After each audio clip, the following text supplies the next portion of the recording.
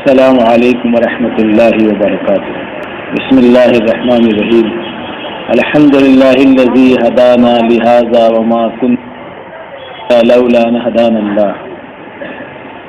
الحمد للہ وحدہ والصلاة والسلام علی من لا نبی بعدہ۔ قابل احترام بزرگوں اور دوستوں، نظام الدین میں 2 مہینے کی ترتیب میں جب ہم مذاکرہ کرتے تو کیا کہتے ہیں؟ اس میں سے بہت سے جو اب تک نہیں گئے، لیکن وہاں کون سا کام ہمارے نہیں جانے سے رکا؟ چل رہا ہے کام برسوں سے۔ بعض دفعہ ایسی نوبت آتی کہ یہ آج جا رہے ہیں انگریزی کا ترجمہ کرنے والے، اب کل کون رہے گا؟ پتہ چلا صبح آ گئے بولے دوسرے۔ اللہ کا نظام اللہ چلاتا ہے، ہم تو اپنی ضرورت سمجھ کے کریں۔ ساری مخلوق پر، ساری کائنات پر اللہ تعالیٰ کو فوقیت اور فضیلت حاصل ہے، اس لیے کہ اللہ خالق ہیں، مالک ہیں، اول اللہ آخر اللہ۔ ساری کائنات کا وجود اللہ کے امر کی وجہ سے، تو ساری کی ساری مخلوق ہے، اللہ کی تابع ہے، اور جس کے تابع ہوتی ہے، جو بنانے والا ہوتا ہے، وہی اس کا مالک اور خالق ہوتا ہے، اور اس پر اس کی چلتی ہے۔ تو ساری کائنات پہ اللہ ہی کی چلتی ہے۔ کوئی بھی ایک سر منہ انحراف جس کو کہتے ہیں، سر منہ انحراف کیا مطلب ہوتا ہے؟ ترجمہ کرنا پڑے گا، یعنی ایک بال کے برابر بھی اس سے منحرف، یعنی اس کے خلاف نہیں کر سکتی۔ کسی کی جرأت نہیں ہے کہ اللہ کے حکم کے خلاف کوئی چیز چلے، ساری کائنات۔ یہ تو ہم کو جو ہے اللہ نے اختیار دے رکھا ہے، تو اپن گڑبڑ کرتے ہیں کہ اللہ کے حکم کی خلاف ورزی کرتے ہیں۔ باقی جانور، چاند، سورج، انسان کو چھوڑ کر جتنی مخلوق ہے، کسی میں یہ جرأت نہیں ہے کہ سر منہ انحراف کرے، یعنی ایک بال کے برابر بھی اللہ کے آرڈر کے خلاف کرے، سوائے حضرت انسان، کیونکہ اس کو امتحان کے لیے دنیا میں بھیجا ہے، اس لیے دونوں اختیارات دیے، کرنے کا بھی نہیں کرنے کا بھی۔ اپنے اچھے برے کا یہ مالک ہے، جیسا کرے گا ویسا بھرے گا۔ تو اللہ تعالیٰ مالک ہیں، خالق ہیں، ساری کائنات کے رب ہیں، ساری مخلوق پر اللہ ہی کو حاکمیت، فضیلت، ربوبیت حاصل ہے۔ اسی طرح سارے نبیوں کی جماعت میں سارے نبیوں کے امام، سارے نبیوں کے سردار وہ رسول عربی محمد الرسول اللہ صلی اللہ علیہ وسلم۔ حالانکہ سب نبیوں کا درجہ ایک ہے، لیکن فضیلت کے اعتبار سے اور رتبے کے اعتبار سے اللہ کے ہاں سب سے اونچا مقام اور رتبہ محمد الرسول اللہ صلی اللہ علیہ وسلم کا۔ اسی طریقے سے قرآن پاک بھی سب اللہ ہی کی کتاب ہے، جتنی بھی آسمانی کتاب ہے، لیکن قرآن پاک کو جو مقام حاصل ہے وہ اور کتابوں کو حاصل نہیں ہے، یعنی قیامت تک کے لیے ہدایت کی کتاب ہونا اور تمام انسانوں کے لیے ہدایت کی کتاب ہونا۔ اور کتابیں بھی ہدایت کے لیے اتاری گئی، لیکن ان کا زمانہ محدود تھا، وقت محدود تھا، لیکن قرآن کا زمانہ قیامت تک، اور علاقہ پورا عالم سب کے لیے ہدایت کی کتاب۔ تو تمام کتابوں پر قرآن پاک کو فضیلت حاصل ہے، اور قرآن پاک میں بھی تمام صورتوں پر سورہ یاسین کو فضیلت حاصل ہے، اور فضیلت کے اعتبار سے آیت الکرسی، فضیلت کے اعتبار سے آیت الکرسی، سورہ فاتحہ، سورہ کوثر، سورہ بقرہ کا آخر، بعض صورتوں کو بعضوں پر فضیلت حاصل ہے۔ اسی طریقے سے مہینوں کے اندر رمضان المبارک کا مہینہ تمام مہینوں میں مبارک ہے، افضل ہے۔ 12 مہینوں میں سب سے افضل مہینہ رمضان کا مہینہ ہے، اور تمام راتوں میں شب قدر کی رات۔ قرآن میں بھی سورہ قدر کے نام سے ایک سورت اللہ نے اتاری ہے، جس میں اسی رات کا تذکرہ ہے۔ لیلۃ القدر خیر من الف شہر، 1000 مہینہ کسی کو عبادت کی توفیق ملے، اس کے مقابلے میں ایک رات شب قدر کی مل جائے، تو یہ ایک رات اس 1000 مہینے سے افضل ہے۔ بعضوں کے نزدیک یہ ہے کہ زندگی میں ایک مرتبہ ایک رات آتی ہے مزدلفہ کی، جو شب قدر سے بھی افضل ہے، لیکن وہ حج میں جو جاتا ہے اس کے لیے باقی ہے، اگر اس کو چھوڑ دیں تو تمام راتوں میں افضل شب قدر کی رات ہے۔ تمام دنوں میں افضل جو ہے جمعہ کا دن ہے نا، ارے کچھ ہاں تو کریں گے جمعہ کا دن تمام مساجد میں حرمین شریفین، مسجد حرام جہاں بیت اللہ ہے اور مسجد نبوی جہاں اللہ کے نبی حضور پاک صلی اللہ علیہ وسلم کا روضہ ہے، اس کو دونوں کو ملا کے حرمین شریفین کے پوری دنیا کی تمام مساجد میں 1 نمبر کا درجہ مسجد حرام کا ہے اور دوسرے نمبر کا مسجد نبوی کا، پھر بیت المقدس، مسجد قباء، الافضل فالافضل۔ اسی طریقے سے اعمال میں سب سے اونچا درجہ حدیث کے مطابق بھی، قرآن کے مطابق بھی، نبی کے ارشادات کے مطابق کہ ایمان کے بعد سب سے زیادہ پسندیدہ عمل، محبوب ترین عمل اللہ کے نزدیک وقت پر نماز کا پڑھنا ہے۔ تو اعمال کا سرتاج نماز ہے۔ پانی دیکھیں گے تو زمزم کا پانی سارے پانی میں فضیلت رکھتا ہے، زمزم، آب زمزم ہے نا۔ اور پتھروں میں حجر اسود، بہت سارے پتھر ہیں، یاقوت ہے، زبرجد ہے، زمرد ہے، سنگ مرمر ہے، گرینائٹ ہے، لیکن سب میں افضل تقدس کے بھی اعتبار سے جنت سے اتارا گیا کیا ہے؟ حجر اسود۔ ساری امتوں میں سب سے افضل امت محمدیہ صلی اللہ علیہ وسلم ہے۔ یہ امت سب سے آخر میں آئی ہے، سب سے پہلے جنت میں جائے گی، اور سب سے جیسے سردار انبیاء سارے نبیوں پر ممتاز ہیں، فضیلت کے اعتبار سے فائق ہیں، درجے کے اعتبار سے، فضیلت کے اعتبار سے، رتبے کے اعتبار سے، ایسی اس امت کو بھی آپ کے صدقے میں امام الامم، سارے امتوں کی سردار۔ اب کیوں بنائی گئی؟ کہ سارے اعمال کے سردار، دعوت کی ذمہ داری اس کو دی گئی۔ تو اعمال میں بھی بڑا عمل جو ہے وہ عمل ہے جس کے ذریعے سے سارا دین زندہ ہوتا ہے، سارے فرائض زندہ ہوتے ہیں۔ جیسے ہمارے پہلے پرانے ساتھی فضائل گشت میں یہ بولتے تھے، اب نہیں بولتے، کچھ باتیں پہلے کے ساتھ چلی گئی، پہلوں کے ساتھ۔ وہ کہتے تھے گشت کا عمل اگرچہ سنت ہے، گشت کا عمل کیا ہے؟ اگرچہ سنت ہے، جیسے بعض سنتیں ایسی ہیں کہ سنت ہے لیکن ایسی اہم سنت ہے کہ فرماتے تھے کہ اس سے فرائض زندہ ہوں گے۔ گشت کا عمل سنت بولتے ہیں نا، سارے نبیوں کی سنت ہے، ارے بولتے کہ نہیں بولتے؟ سارے نبیوں کی سنت ہے، بلکہ مولانا عمر صاحب پالن پوری کبھی کبھی بولتے تھے مہا سنت ہے۔ کیا کہتے تھے؟ مہا کا مطلب بڑی سنت، سارے نبیوں کی مہا سنت، اللہ کے بندوں کو اللہ کی طرف بلانا سارے نبیوں کی مشترکہ سنت بھی ہے اور مہا سنت ہے۔ اب جب مہا سنت اللہ نے دے دی تو اب کیا کہتے؟ لیکن ہے سنت، مگر فضائل گشت میں بولتے تھے کہ اس سے فرائض زندہ ہوں گے۔ اور پہلے لوگ نقد لاتے تھے، ابھی بھی لاتے ہیں، تو واضح بیچارے پاک نہیں ہوتے ہیں تو غسل کر کے آتے ہیں، تو 3 فرض زندہ ہوتا ہے غسل کا، پھر وضو بھی اسی میں ہو جاتا ہے تو 4 فرض وضو بھی زندہ ہو جاتے ہیں، 7 ہو گئے، پھر نماز پڑھتے ہیں تو نماز کے 13 فرض یا 14 فرض، تو 20 یا 21 فرض زندہ ہو جاتے ہیں گشت کی سنت کے عمل کرنے کے لیے، 20-21 فرض۔ یہ تو ایک نماز کی وجہ سے، باقی وہ جب پورے دین پہ چلے گا تو حج بھی کرے گا، زکوٰۃ بھی دے گا، تو گویا کہ ہے تو سنت عمل لیکن سارے فرائض کی ماں ہے، سارے فرائض کو زندہ کرے گا۔ اسی لیے مولانا الیاس صاحب رحمۃ اللہ علیہ فرماتے تھے کہ یہ 6 صفات جو ہے یہ الصفات ہیں۔ کہتے ہیں ماں کو، صفات کی ماں، صفات کی مائیں۔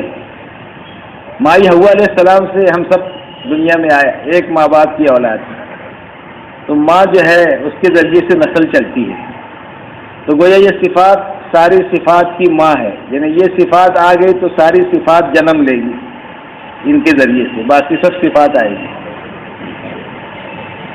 تو جیسے اس میں کسی کی 2 رائے نہیں ہے، جتنے بیٹھے ہیں کہ اللہ ہی مالک ہیں، سب سے افضل اللہ ہیں، سارے نبیوں میں افضل نبی ہیں ہمارے محمد الرسول اللہ صلی اللہ علیہ وسلم، ساری کتابوں میں قرآن ہے، اور سارے دین میں اسلام ہے، ساری راتوں میں شب قدر ہے، سارے دنوں میں جمعہ کا دن ہے، سارے مہینوں میں رمضان کا مہینہ ہے، ساری مسجدوں میں مسجد حرام ہے، سارے اعمال کا سرتاج نماز ہے، ساری امت کی سردار امت محمدیہ ہے، اس میں کسی کی دو رائے نہیں۔ ایسی سارے اعمال کا سردار دعوت ہے، کیونکہ اس کی تصدیق تو اللہ ہی کر رہے ہیں کہ اس سے اچھا دین ہو کس کر سکتا ہے، اس سے اچھا دین وہ کس کر سکتا ہے جو اپنے دین پر چلتے ہوئے اوروں کو بھی دین کی طرف بلائے۔ لیکن یہ باتیں کہتے وقت اپنے دل میں کسی اور عمل کی خفت نہ ہو، یا اس کی تحقیر نہ ہو، یا اس کا ہلکا پن دل میں نہ آئے۔ سارے نبی نبی ہیں، ہاں، لیکن درجے کے اعتبار سے اللہ تعالیٰ نے حضور کو مقام دیا، تو یہ کہتے وقت اور نبیوں کے کا ہلکا پن دل میں نہ آئے۔ ہم دعوت کی اہمیت کہیں تو اور عمل کا ہلکا پن دل میں نہ آئے، کیونکہ فضیلت تو شریعت ہی نے بتائی ہے، لیکن اس کا یہ بھی بتایا کہ ایسا نہ ہو کہ کسی اور کی طرف سے دل میں ہلکا پن ہے، یہ اس کا خیال رکھنا ضروری ہے۔ تو یہ ساری فضیلت اس لیے بتائی گئی کہ اس امت کو وہ کام دیا گیا جو کام اللہ تعالیٰ نبیوں کو دے کر بھیجتے تھے، دعوت کا کام، اس لیے خیر الامم کا خطاب ملا، اور اسی لیے بعد میں آئی پہلے جنت میں جائے گی سارے نبوت کی وجہ سے۔ تو کتنے بڑے ہم خوش نصیب ہیں کہ اس نسبت سے ہر ہفتے ہمارا یہاں جڑنا ہوتا ہے، یہ سب سے بڑی نسبت ہے اللہ کے کام کے لیے، نبیوں کے کام کی فکر کے لیے، اور سارے اعمال میں اونچا درجہ ہے، اسی لیے اس کی فضیلت بھی اور اعمال کے مقابلے میں زیادہ بتائی گئی۔ ایک ایک دن 1000 برس کے برابر، آدھا آدھا دن 500 برس کے برابر، ایک ایک قدم پہ 700 نیکیوں کا ملنا، 700 خطاؤں کا معاف ہونا، 700 درجات کا بلند ہونا۔ اللہ کے راستے کی گرد اور جہنم کا دھواں ایک جگہ جمع نہیں ہو سکتے۔ تھوڑی دیر تکلیف اٹھا لے آدمی، کوئی چیز گر جائے اور اس کو اٹھانے میں جو تاب محسوس ہو، جیسے نکیل گر گئی اونٹ کی، ایک مجاہد کی گھوڑے کی، اور اس کو اٹھانے میں جو اس کو تکلیف ہوئی، تو 30 غلام آزاد کرنے سے زیادہ اس تکلیف پر اجر ملے گا۔ تو یہ فضیلت اس لیے ہے کہ بڑا کام ہے، اس لیے اپنے دلوں میں اس کی عظمت، اس کی اہمیت ہونی چاہیے۔ عظمت اور اہمیت ہوگی، فضیلت ہوگی، تو پھر ہم اس کو اسی عظمت اور اہمیت کے ساتھ کریں گے بھی، ورنہ یہ ہوگا کہ جیسے تیسے گشت کر لیں گے، جیسے تیسے 3 دن لگا لیں گے۔ شب گزاری میں بھی پہلے تو بعض لوگ آئیں گے، تشکیل تک کے لیے آتے ہیں، چلے جاتے ہیں، اور بعض دعا تک رہتے ہیں، بعض حلقوں تک رہتے ہیں، اور جب جائزہ لو ہر ہفتے وہی روش رہتی ہے، کوئی اس میں تبدیلی نہیں آتی۔ تو ایسا تو نہیں ہونا چاہیے، جبکہ مومن کا 2 دن یکساں نہیں ہوتا، وہ روز ترقی کرتا ہے قربانی کے اعتبار سے اور اللہ کی طرف بڑھنے کے اعتبار سے، دین کی محنت کے اعتبار سے، لیکن اپنی چال تو برسوں سے وہی ہو رہی ہے الا ماشاء اللہ۔ تو ترقی ہونی چاہیے، قربانی میں اضافہ ہو، آگے بڑھیں۔ جو جتنا آگے بڑھے گا، یہاں تو کوئی کسی کے آگے بڑھانے سے آگے نہیں بڑھتا ہے، اور کسی کے پیچھے کرنے سے پیچھے نہیں ہٹتا ہے۔ یہ کام ایسا ہے جو آگے بڑھے گا، ہے نا، کیا بولتے ہیں، آگے بڑھ کے اٹھا لے، مینا اسی کا ہے جو آگے بڑھ کے، تو یہ تو جو آگے بڑھے گا اللہ اس کو آگے بڑھائے گا۔ اس لیے ہمیں قربانیوں کے اعتبار سے آگے بڑھنا ہے۔ اتنا بڑا کام اللہ نے دیا ہے، مانگے ملے نہ بھیک، بن مانگے ملے موتی، ایسا ہے۔ اندھے کے ہاتھ بٹیر لگی، کیا لگی؟ ہاں، اتنی بڑی سعادت کی بات ہے اپنے لیے۔ اس لیے پورے اطمینان کے ساتھ پورے کام کو کرنا چاہیے، بھاگا دوڑی نہیں۔ اتنا تو ذہن بنا کے چلنا چاہیے کہ ہمارے یہ وقت اللہ کے دین کے لیے، آخرت کے لیے، حضور پاک صلی اللہ علیہ وسلم والے کام کے لیے، جس کی وجہ سے اللہ نے آپ کو یہ مقام دیا اور صحابہ کو، اس کام کے لیے میرا اتنا وقت ہفتے میں متعین ہے اصل سے اشراق کا۔ اب تک ہم متعین نہیں کر سکے، پھر رونا روتے ہیں ترقی نہیں ہو رہی ہے۔ ترقی کے جو اعمال بتائے گئے ہیں، ان اعمال میں جب کثر رہے گی، کوئی بھی ادھوری چیز پسند نہیں کرتا۔ 100 روپے کلو والا چاول کیوں نہ ہو، اگر کچا ہے تو کھا لیں گے نا آپ لوگ شوق سے۔ 100 روپے کلو کا ہے، کیا شبیر کھا لیں گے نا، کچا ہے تو چلو تم کھا لو گے، باقی لوگ نہیں بول رہے ہوگے، نہیں بول رہے۔ 100 روپے کا کلو کا چاول ہے، ریشم ہے، باسمتی ہے، اور کیا بولتے ہیں، ڈبل مور ہے، گلاب ہے نا، تو وہ نہیں کھائیں گے، بولے کچا ہے۔ آپ کہیں بھی جائیں مارکیٹ میں، ایک شیر چھاپا ہوگا تو آپ نہیں لیتے، پیسہ اچھا دے رہے، مال اچھا لیں گے۔ ہم اپنے لیے کوئی بھی چیز بری پسند نہیں کرتے، اور اعمال میں ہم ادھورا پن رکھیں تو پھر کیسے نتیجہ آئے گا؟ ہم سب چاہتے ہیں کہ وہ مددیں ہمارے ساتھ ہوں جو صحابہ کے ساتھ ہوئی، اور وہ برکتیں ہوں جو صحابہ کے ساتھ ہوئی، تو ان برکتوں اور مددوں کے لیے ویسے اعمال بھی تو کرنے چاہیے۔ ارے کیا خیال ہے، ادھر دیکھتے رہو، ادھر کیا ہے؟ یہ بھی عجیب قوم ہے، بات ادھر ہو رہی، دیکھ رہے ادھر۔ اب بتاؤ کسی سے آپ بات کریں ادھر دیکھیں گے تو بولیں گے سرکیلا دکھتا ہے، بات ہی نہیں کریں گے۔ ابھی پوچھو جو ادھر دیکھ رہے تھے کیا بات چل رہی تھی، بولو، کچھ پتہ نہیں، کہاں گئے تھے، کہیں نہیں، کیا لائے، کچھ نہیں، بولو نا کیا بات چل رہی تھی۔ ابھی کچا رہے گا تو سب چاہتے ہیں نتیجہ پورا ہے اور کام ادھورا کرتے ہیں۔ کون سی ایسی آفت آ جاتی ہے کہ کشتی کی ٹیم ہم بھاگنے لگ جاتے ہیں؟ اس سے مطلب یہ ہوا کہ ہم صرف بیان سننے آتے ہیں، ہم نے کام کو صرف بیان کا درجہ دے دیا۔ یہ تو محنت ہے، محنت کا وقت آتا ہے تو پیٹ پھیر کے چلے جاتے ہیں، تو کیسے کیا ہدایت آئے گی؟ ابھی کہا نا کہ ہم دوسروں کی نیت سے کریں گے تو اندھے کے ہاتھ میں چراغ، وہ اندھے کو کیا فائدہ چراغ سے؟ اپنی نیت سے کریں گے تو کرنا آسان ہے۔ ابھی تک ہم نے ارادہ ہی نہیں کیا کام کے طریقے سے کرنے کا، اور پھر نتیجہ پورا چاہتے ہیں۔ چاہتے تو ہیں سب ہوں اوج ثریا پہ مقیم، یعنی بلندی چاہتے ہیں، چاہتے تو ہیں سب ہوں اوج ثریا پہ مقیم، پہلے کوئی پیدا تو کرے ایسا قلب سلیم۔ اللہ تو دینا چاہتے ہیں، لینا ہی نہیں چاہتے۔ قربانی بڑھنی چاہیے، جب کام آگے بڑھے گا اپنی ذاتوں کے اعتبار سے بھی ترقی ہوگی، کام کی بھی ترقی ہوگی، اور ہماری روش وہی رہی جو کہ کل تھی، آج بھی اور آئندہ بھی، تو پھر امید رکھنا بیکار ہے کہ نہیں؟ تو کام پورا کرنا چاہیے۔ تو اس کے لیے ہم اور آپ جو ہے یہ طے کریں کہ ہمیں چھوٹی سی زندگی میں کچھ اللہ کے دین کا کام کرنا ہے، تو کام کے طریقے سے کریں گے تو کام ہوگا۔ ابھی دیکھو کچھ دن پہلے شہر کی مسجدوں میں لوگ گئے تو اثر میں مجمع اتنا رہتا تھا کہ بہت کافی تعداد میں، اور آج دیکھا گیا تو وہی پرانی روش پہ پھر آ گئے، یعنی وہ گھٹ کر پھر اپنی اصلی اس پر آ گیا، جتنے آتے تھے اتنے ہی۔ تو یہ برساتی میںڈک جیسا معاملہ ہو گیا اپنا، بھائی تھوڑا سا دھکا دیا تو چلی گاڑی، اس کے بعد پھر رک گئی۔ مطلب یہ کہ ہم نے ابھی کام کو سمجھا ہی نہیں کہ کتنا بڑا کام اللہ نے دیا ہے، یا کام کرنے کا ارادہ ہی نہیں کیا، یا کام نہیں بنایا۔ اسی لیے حضرت اکثر قرآنوں میں کہتے تھے کہ کام کو کام بناؤ گے تو کام بنے گا، اور کھیل بناؤ گے تو کھیل بنے۔ تو ابھی تو ہم کھیل ہی بنائے ہوئے ہیں، وقتی طور سے تھوڑا سا فکر مند ہو جاتے ہیں، پھر اس کے بعد ایسا ہو جاتا ہے۔ ایسا نہیں ہونا چاہیے، اس کے لیے یہ محنت ہے۔ تو اس محنت کی جو ترتیب ہے اس پہ اپنے آپ کو چلائیں گے تو انشاءاللہ اللہ تعالیٰ آگے بڑھائے گا۔ اس لیے ہم جو ہے اپنے آپ کو پابند بنائیں۔ پابندی نہیں تو کچھ بھی نہیں، اپنے بڑے کہتے ہیں، ہر چیز کی پابندی اپنے اندر ہے، نہیں ہے تو دین کے کام کی پابندی نہیں۔ جس کو پان کھانے کی عادت ہے برابر پان کھانے پہنچ جاتا ہے، چائے کی عادت ہے چائے کی ہوٹل پہ وقت پہ پہنچ جاتا ہے، جس کا جو کام ہے اپنے کام پر برابر پہنچ جاتا ہے۔ لیکن دعوت کے کام میں ہے نا، ہر کام میں ہمارے کمی ہے۔ اس شکایت میں یہ تو اپنا ایک مذاکرہ ہے، اس لیے ہم سب یہ فیصلہ کریں کہ اپنا زندگی میں انقلاب کب آئے گا، یعنی کوئی ہفتہ تو ایسا آئے کہ اپنی زندگی میں کچھ تبدیلی آئے کہ نہیں اب میرا یہاں سے بہت گچھو ہو گیا، بولے ہے نا، بہت دھوکہ دیے، اب جو ہے انشاءاللہ دھوکہ نے اپنے آپ کو ہی دیے، دھوکہ کیا کسی کو کیا دیں گے۔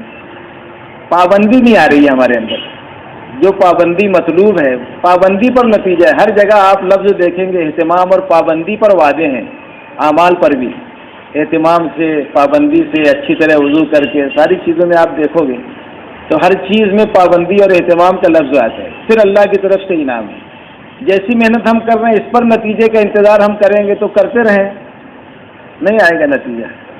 نتیجہ تو اس پر آئے گا جیسا کرنے کے لیے کہا گیا ہے۔ اس لیے دوستو ہم اہتمام سے اپنے آپ کو اس پر ڈالیں کہ ہمیں ان صفات کے اعتبار سے بھی آگے بڑھنا ہے، جس کا مذاکرہ ہم اپنی باتوں میں بھی کرتے ہیں، دعوت بھی دیتے ہیں کہ کس طرح میرے ایمان میں بڑھوتری ہو۔ یہ سارے اعمال جو ہیں ایمان کے بڑھانے کے لیے ہمارا یہاں پر آنا، اور جو بھی دعوت کی لائن کے اعمال ہیں وہ ان صفات کے اپنے اندر لانے کے لیے۔ اس لیے بار بار ہمیں اس کا مذاکرہ کرنا ہے کہ کس طرح ایمان اپنے دلوں کے اندر راسخ ہو جائے۔ تو سب سے پہلے ہمیں ایمان پر محنت کرنی ہے۔ جو کلمہ ہم پڑھتے ہیں لا الہ الا اللہ محمد الرسول اللہ، یہ ایمان کا بول ہے جو ہم زبان سے اس کو ادا کرتے ہیں، اس کی حقیقت جو ہے وہ تو محنت کے ذریعے سے دلوں میں اترے گی۔ جیسے صحابہ کرام نے محنت کی اور اس کے بعد دل کے اندر یقین کو اتارا۔ صحابہ کا قول ہے تعلمنا الایمان ثم تعلمنا القرآن، ہم نے پہلے کیا سیکھا؟ سونے والے، پہلے کیا سیکھا؟ ایمان سیکھا، اور بعد میں قرآن سیکھا۔ تب ایمان سیکھنے کے کیا راستے ہیں؟ ایمان کی بات کہی جائے، اس کو سنا جائے، اللہ کی بڑائی کو، اس کی علامتوں کو، اور اس کو جانچا جائے۔ جیسا کہ اللہ کے نبی نے ایک صحابی کو جگایا، حارث ابن مالک رضی اللہ تعالیٰ کو فرمایا کہ حارث کس حال میں صبح کی؟ کہا مومن ہونے کی حالت میں۔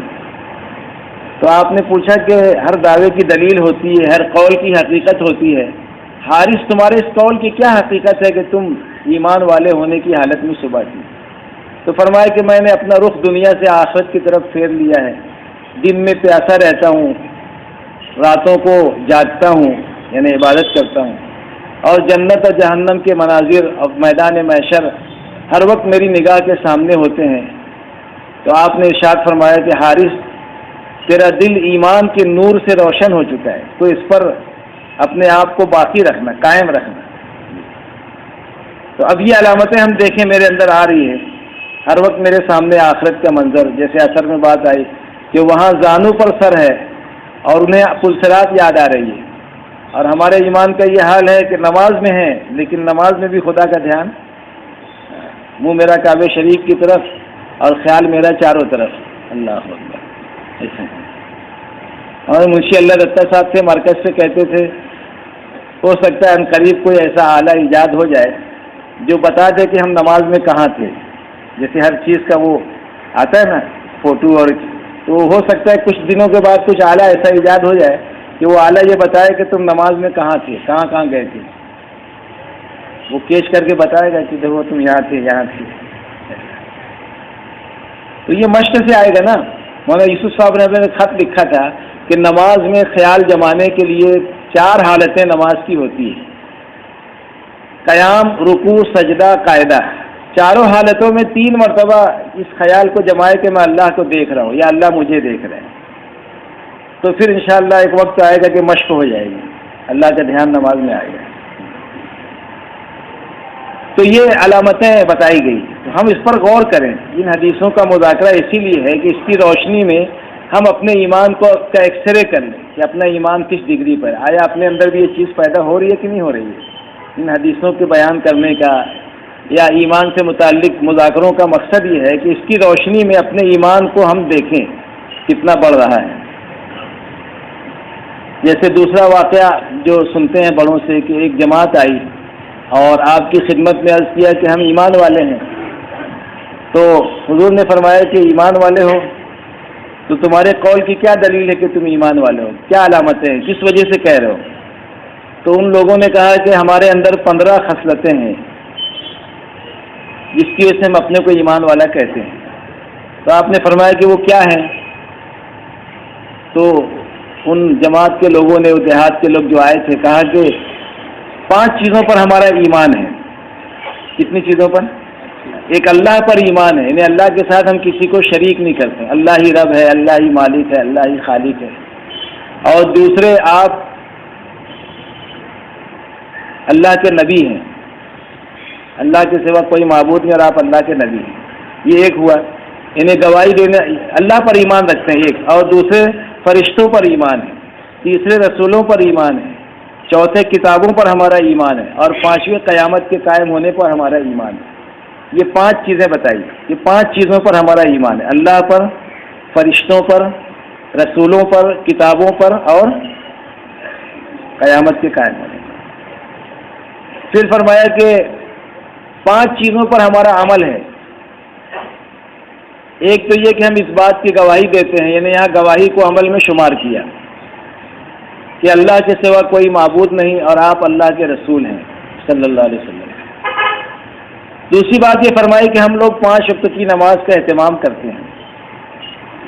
تیسرے فرمایا کہ رمضان کے روزے رکھتے ہیں، اور چوتھی بات یہ فرمائی کہ ہم زکوٰۃ دیتے ہیں، اور 5ویں حج کرتے ہیں۔ یعنی ارکان اسلام گنائے، کلمہ، نماز، روزہ، زکوٰۃ اور حج، یہ 10 باتیں ہو گئی۔ پھر فرمایا کہ 5 خصلتیں ہمارے اندر ایسی ہیں جو زمانے جہالت سے، اگر آپ کہیں تو عمل کریں یا پھر چھوڑ دیں۔ تو آپ نے ارشاد فرمایا کہ وہ کیا ہے؟ تو عرض کیا کہ ایک تو یہ ہے کہ ہم اللہ کے فیصلے پر راضی رہتے ہیں جس حال میں بھی اللہ رکھے۔ دوسری صفت یہ ہے کہ ہمارے اندر صبر ہے، تیسرے شکر ہے، اور چوتھے دشمنوں پر کوئی آفت آ جائے، کوئی تکلیف آ جائے تو ہم اس سے خوش نہیں ہوتے۔ اور 5ویں بات یہ فرمائی کہ دشمن کے مقابلے میں ہم جمتے ہیں، میدان چھوڑ کر نہیں جاتے، پیٹ پھیر کر نہیں بھاگتے، یعنی شجاعت، یہ بھی ایمان کا وصف ہے۔ تو یہ 15 باتیں سنی آپ نے۔ پھر فرمایا اللہ کے نبی نے کہ اگر نبوت کا دروازہ کھلا ہوتا تو قریب تھا کہ تم لوگ نبی ہوتے، نبی ہونے کے قریب۔ پھر فرمایا کہ تم لوگ عتبا اور فقہا ہو، یعنی ادیب ہونا اس کو کہتے ہیں جو بہت سنتوں کا پابند ہو، متقی ہو۔ فقہا ہونا یعنی بڑے درجے کے، یہ فرمایا۔ تب یہ 15 باتیں اپنے اندر ہم دیکھیں کہ اس درجے کی ہے جس درجے کی مطلوب ہے۔ اگر یہ 15 باتیں اپنے اندر بھی آ جائے تو کتنی بڑی بات ہو جائے۔ یعنی ایمان والے تو ہم ہیں، لیکن ویسا ایمان، جیسا ایمان مطلوب ہے وہ نہیں ہے، اس کے لیے محنت کرنا پڑے گی۔ اگر ویسا ایمان اپنے پاس آ جائے تو کوئی خدا کا حکم زندگی میں نہیں ٹوٹے گا، کوئی تقاضا نہیں چوکے گا۔ جیسے صحابہ کا ایمان اللہ کی ذات پر پہاڑوں کے جیسا تھا، اس لیے کوئی بھی تقاضا اللہ کی طرف سے آیا تو انہوں نے اس کے اوپر لبیک کہا، پیچھے نہیں ہٹے۔ نقد آیا تب بھی، ادھار آیا تب بھی، چھوٹا تقاضا آیا یا بڑا آیا، جان کا آیا یا مال کا آیا، کوئی تقاضے میں صحابہ پیچھے نہیں تھے، کوئی عمل میں پیچھے نہیں، کیونکہ اللہ کی ذات پر اعتماد اور یقین تھا کہ میری کامیابی یہی ہے اللہ کی ماننے میں۔ ابس ہے جستجو بحر محبت کے کنارے کی، بس اس میں ڈوب جانا ہی ہے اے دل پار ہو جانا۔ تو یقین کے اس مقام پر فائز تھے کہ ان کی زندگی میں پورا قرآن تھا، اور ہم آج یقین کے اس مقام پر ہیں کہ تراویح میں پورا قرآن سننے کے بعد بھی نماز پر بھی 100% امت قائم نہیں ہے۔ چاہے دعویٰ ہمیں ہو، ایمان دعوے کی چیز نہیں ہے، دعویٰ تو ہم سب کو، ہم ایمان والے ہیں، لیکن ہر دعوے کی دلیل ہوتی ہے۔ ہم مطمئن نہ ہو کہ 15 چیزیں اپنے اندر ہیں، ماشاء اللہ ایمان والے ہیں، ہم بھی فرشتوں پر ایمان رکھتے ہیں، رسولوں پر ایمان لیکن ایمان رکھنے کا مفہوم بھی ذہن میں ہونا چاہیے۔ جیسے قرآن پر ایمان، آسمانی کتابوں پر، تو قرآن پر ایمان کا مطلب کیا ہے؟ خالی یہ بول دینا میرا قرآن پہ ایمان ہے کافی ہے؟ ہاں، قرآن پر ایمان کا مطلب یہ ہے کہ جو کچھ قرآن میں کہا گیا ہے، جو بھی احکامات ہیں کرنے سے متعلق، اور جو کچھ منہیات ہے جس سے منع کیا ہے قرآن نے، تو ان دونوں کے ساتھ یعنی ہمارا یعنی کرنے کا جو حکم دیا اس کے اوپر ہم کر رہے ہیں کہ نہیں کر رہے ہیں، اس حکم پہ چل رہے ہیں کہ نہیں چل رہے ہیں۔ قرآن پر ایمان لانے کا مطلب یہ ہے کہ جس چیز کا قرآن نے حکم دیا ہے اس کے کرنے والے ہم بنیں، اور جس سے منع کیا اس کو نہ کرنے والے بنیں۔ یہ ہے قرآن پر ایمان۔ اور اللہ پر ایمان یہ کہ جو کچھ اللہ نے وعدہ کیا ہے اس پر یقین ہو کہ تم میرے دین کی مدد کرو، میں تمہاری مدد کروں گا۔ لیکن جب آواز لگتی ہے کون تیار ہے، تو ہم لوگ کا یقین چونکہ کمزور ہے اس لیے آگے پیچھے ہوتے ہیں۔ تو ایمان والے ہیں لیکن ویسا ایمان نہیں جیسا مطلوب ہے۔ ہم نماز پڑھتے لیکن ویسی نماز نہیں جیسی پڑھنا چاہیے۔ اس لیے اللہ کے نبی نے فرمایا نماز اس طرح پڑھو جس طرح مجھے پڑھتے ہوئے دیکھتے ہو۔ ویسی نماز اپنی ہے نہیں، ویسی بنانے کی ضرورت ہے۔ پھر اس کے بعد اللہ کے نبی نے فرمایا کہ 5 چیزیں اور اس میں بڑھا لو تاکہ تمہارا ایمان جو ہے وہ کامل ہو جائے۔ ایک تو یہ فرمایا کہ ضرورت سے زیادہ کھانا جمع کر کے نہ رکھنا، دوسرے ضرورت سے زیادہ مکان تعمیر نہ کرنا، تیسرے فرمایا کہ اس اللہ کے سامنے کھڑے ہونے سے ڈرنا جس کے سامنے ہر ایک کو ایک دن کھڑا ہونا ہے اور اپنی زندگی کا حساب دینا ہے، اور چوتھے اس دنیا سے جی نہ لگاؤ جسے ایک دن چھوڑ کر جانا ہے. اور پانچویں چیز یہ فرمائی کہ اس جنت کی فکر کرو جہاں ہمیشہ رہنا ہے اسی زندگی میں. چنانچہ دعوت کے ذریعے سے وہ بات جو موت کے وقت سمجھ میں آنے والی ہے وہ زندگی میں سمجھ میں آ جائے، اسی کو سمجھایا جا رہا ہے. مولانا عمر صاحب پالنپوری رحمۃ اللہ کبھی کبھی بیان میں کہتے تھے کہ جو چیز فرعون کی سمجھ میں موت کے وقت تو آئی اور موت کے وقت سچی سمجھ میں آ جاتی ہے، اس لیے تو قرآن میں بھی تذکرہ ہے کہ اللہ ہم نے دیکھ لیا، سن لیا، اب ہمیں لوٹا دے واپس. ہم انشاءاللہ اب جو ہے نا عمل ہی کریں گے، نہ عمل صالحہ فرجعنا نہ عمل صالحہ، کہ ہمیں لوٹا دے. اب ہم تو اچھے ہی کام کریں گے، تیرے دین کا ہی کام کریں گے. تو جو چیز موت کے وقت سمجھ میں آنے والی ہے وہ اس کام کے ذریعے سے ابھی سمجھ میں آ جائے. جو راکھ ہماری دبی ہوئی ہے ایمان کی وہ ذرا سا صاف ہو جائے، یہ ہے محنت کا مقصد. تو ہم اور آپ غور کریں کہ یہ چیزیں اپنے اندر کتنی آ رہی ہیں. اب یہ مذاکرہ اسی لیے ہے کہ اپنے اندر یہ چیزیں آئے، اپنا ایمان ویسا بنے جیسا مطلوب ہے، ہماری نماز ویسی ہو، ہمارا علم ویسا ہو. اسی نیت سے سننا ہے کہ یہ چیزیں اپنے اندر آئے. ہر ہفتے اگر ہم اس بات کا ارادہ کریں کہ اس ہفتے ہمیں یہ چیز اپنی زندگی میں لانا ہے، یہ لانا ہے، تو کتنی چیزیں آ جائے گی زندگی میں. ایک ایک بات بھی آہستہ آہستہ آدمی اپنے اندر پیدا کرے. ہر 3 دن کے سے، ہر چلے سے، ہر شب گزاری سے، ہر گشت سے ایک ایک چیز اپنے اندر پیدا کرے تو ایک وقت آئے گا بقول ہمارے بڑوں کے کہ خوبیوں کا گلدستہ بن جائیں گے. کیا بن جائیں گے؟ اور کمیاں اپنے اندر سے نکل جائے گی. لیکن یہ بغیر محنت کے نہیں آئے گی. آج جب بھی تقاضا آتا ہے تو یہ دنیا کے اسباب، دنیا کی چیزیں ہمارے لیے مانع ہوتی ہیں. اور اللہ تعالیٰ نے فرمایا کہ یہ مال اور اولاد تمہارے لیے امتحان کی چیز ہے. وَاعْلَمُوا أَنَّمَا أَمْوَالُكُمْ وَأَوْلَادُكُمْ فِتْنَةٌ، جان لو، خبردار ہو جاؤ کہ یہ مال، یہ اولاد تمہارے لیے آزمائش کی چیز ہے. قدم قدم پر یہ چیزیں رکاوٹ کا سبب بنے گی. اللہ نے دنیا کو امتحان کی جگہ بنایا ہے. فرشتوں کے ساتھ یہ چیزیں نہیں ہیں، اس لیے ان کا رات دن اللہ اللہ کرنا اللہ کے یہاں اتنا قیمتی اور وقی نہیں ہے جتنا حضرت انسان کا، کیونکہ اس کے ساتھ یہ سارے لوازمات اور سارے اسباب اس کے ساتھ اللہ نے لگائے ہیں. جیسے جبرائیل امین کو جب جنت اللہ نے بنائی تو کہا کہ جاؤ میری جنت دیکھ کر آؤ. تو وہاں کی نعمتیں، فرحتیں، راحتیں جب دیکھ کر آئے تو کہا کہ اللہ پاک یہ اس کی خبر جو سن لے گا وہ تو جنت میں جائے بغیر نہیں رہے گا. پھر آپ نے باؤنڈری لگا دی، ایمان ویسا لے کر آؤ جیسا ہم چاہتے ہیں تو جنت میں جاؤ، نماز پڑھو تو جنت میں جاؤ، علم سیکھو تو جنت میں جاؤ، میرے حکموں پہ چلو تو جنت میں جاؤ. دین کا کام، پابندیاں لگا دی. کہا اب جا کر دیکھ کر آؤ. بولے اب تو شاید ہی کوئی جا سکے گا، امتحان کی جگہ ہے نا.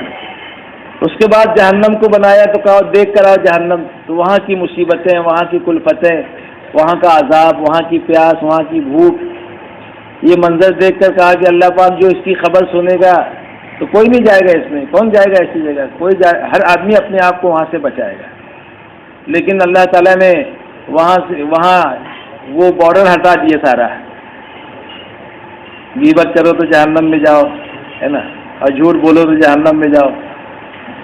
تو اب بولے شاید ہی کوئی بچ سکے گا جہنم سے.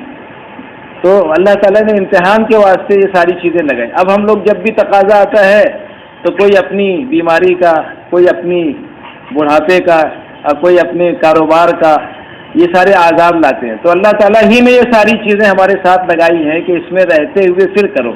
چنانچہ ہم دیکھیں گے کہ مالدار صحابہ کے لیے، مالدار لوگوں کے لیے مالدار صحابہ نمونہ ہے، غربا کے لیے غریب صحابہ نمونہ ہے، جوانوں کے لیے جوان صحابہ نمونہ ہے. صحابہ کرام کی جماعت میں ہر لائن کے لوگ ملیں گے، تاجر بھی، کاشتکار بھی، ملازم بھی، مزدور بھی، معذور بھی، بوڑھے بھی، جوان بھی، نابینا بھی، لنگڑے بھی، 1 بیوی والے، 2 بیوی والے، 3، 4، 18 بچوں کے باپ، 36 بچوں کے باپ، ہے نا. اب بتاؤ اپنے ہے کہ یہ ساری چیز. اس کے بعد بھی دین کا کام کیا. آج تو جب تقاضا جاتا ہے، بولتے نا ہمارے عبدالعزیز بابا بولتے تھے پہلے، 4 دروازوں سے آج دین دھکے کھا رہا ہے. یہاں بیٹھے ہوں گے کیا بولتے ہیں، 4 دروازے پہ دین دھکے کھا رہا ہے۔ جوان کے پاس جاؤ تو جوان یہ کہتا ہے ابھی تو گلچھرے اڑانے ہیں، کرکٹ کھیلنے ہیں، موبائل کھیلنے ہیں، رات بھر جاگنا ہے، کلب میں، ہوٹلوں میں، شطرنج میں، ابھی تو گھومنا پھرنا۔ جوانی تو اسی لیے اللہ نے دی ہے نا، گھومنا پھرنا، ایسا ذہن بنا ہوا ہے۔ یہ تو ابھی ہمارا سب کھیلنے کودنے کا ٹائم ہے، ہمارے پاس کیسے چلے آ گئے؟ غلطی ہو گئی تم سے۔ بوڑھوں کے پاس جاؤ، کس کے پاس جاؤ؟ بوڑھوں کے پاس۔ اب بوڑھوں کے پاس جاؤ تو بولتے اب تو میں تو بوڑھا ہو گیا، 4 آنکھ سے دیکھتا ہوں اور 3 پیر سے چلتا ہوں، ہے نا، اور چائے پیتا ہوں تو ایسے سانسر ایسے ایسے ہلتا ہے، اب گرا کہ جب گرا ہاتھ، اور استنجے کے لیے بار بار جانا پڑتا ہے، میرے بس کی بات نہیں ہے۔ تو جوانوں کا کام ہے، جوانوں کے پاس جاؤ۔ تو جوان بوڑھوں کے پاس بھیجتے ہیں کہ وہ ریٹائر ہو گئے، اب ان کو کچھ کام دھندا تو ہے نہیں، ہم لوگ کرتے ہیں، اب وہ کے کرنے کے ٹائم ختم ہو گیا، اب بیٹھے رہتے ہیں، ان کو لے کے جاؤ۔ اب وہ کہتے ہیں جوانوں کے پاس جاؤ، اور مالداروں کے پاس جاؤ تو کہتے 4 کارخانہ میرا ہے، 5 دکان ہے، اور میں اکیلے ہی کرنے والا ہوں، بچے چھوٹے ہیں، میں کیسے کر سکتا؟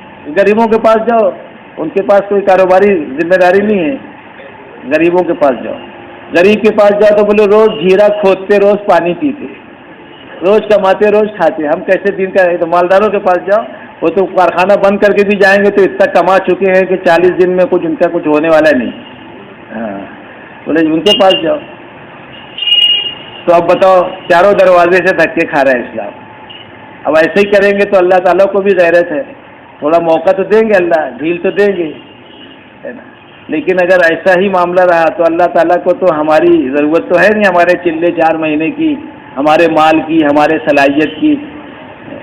اور اللہ تعالیٰ کا دین اگر اس کا محتاج ہوتا تو پھر مال کا تو کویت سے دعوت کا کام شروع کرتے، میوات سے کیوں کرتے؟ یا صلاحیت والوں کی ضرورت ہوتی تو جہاں صلاحیت والے لوگ زیادہ ہیں، ڈگری ہولڈر، وہاں سے کام شروع کرتے۔ لیکن اللہ کا بھی نظام ایسی جگہ سے شروع کیا کہ نہ مال تھا اس وقت، اب کچھ مال آ گیا، اور نہ علم تھا، اور نہ اور کوئی ایسی دنیاوی اعتبار سے ایسی چیزیں تھیں کہ وہاں سے دین کا کام شروع کرتے۔ خود اللہ کے نبی حضور پاک صلی اللہ علیہ وسلم کی حیات میں ہم دیکھیں کہ در یتیم ہیں، والد محترم تو پہلے ہی چلے گئے، والدہ بھی بہت بچپن ہی میں چلی گئیں، اور اس کے بعد دادا کا بھی انتقال ہو گیا 8 سال کے بعد، اور اب چچا بھی چلے گئے، ہے نا، کوئی ساتھ دینے والا نہیں۔ لیکن اللہ تعالیٰ جو ہے وہ کسی کے محتاج نہیں۔ تو ہم یہ جو عذر کرتے ہیں جس کی وجہ سے دین پیچھے جا رہا ہے، تو اللہ تعالیٰ تھوڑا موقع دے رہے ہیں، لیکن بعد میں اللہ کسی اور کو ہدایت دے کے دین کا کام لے تو اپنے لیے گھاٹے کی بات ہے۔ وہیں یستبدل قوما غیرکم ثم لا یکونوا امثالکم کی وارننگ پہ غور کرنا چاہیے کہ تم اگر نہیں کرو گے تو ہم دوسری قوم سے بدل دیں گے جو تم جیسی نہیں ہوگی، پھر قربانی میں تم سے آگے ہوگی، تقاضے میں لبیک کہیں گے، کیونکہ اللہ کا دین میرے اور آپ کا محتاج نہیں ہے، وہ تو جس سے چاہے گا دین کا کام لے گا۔ ہے آیا یوں رشے تاتار کے افسانے سے، ہے آیا یوں رشے تاتار کے افسانے سے، پاسباں مل گئے کعبہ کو صنم خانوں سے۔ ہم نہیں کریں گے تو اللہ کا دین میرے آپ کا تو محتاج ہے نہیں، اللہ جس سے چاہے گا۔ اور ابھی بھی ہم نہیں کر رہے ہیں تو اللہ تعالیٰ کا کام چل ہی رہا ہے نا۔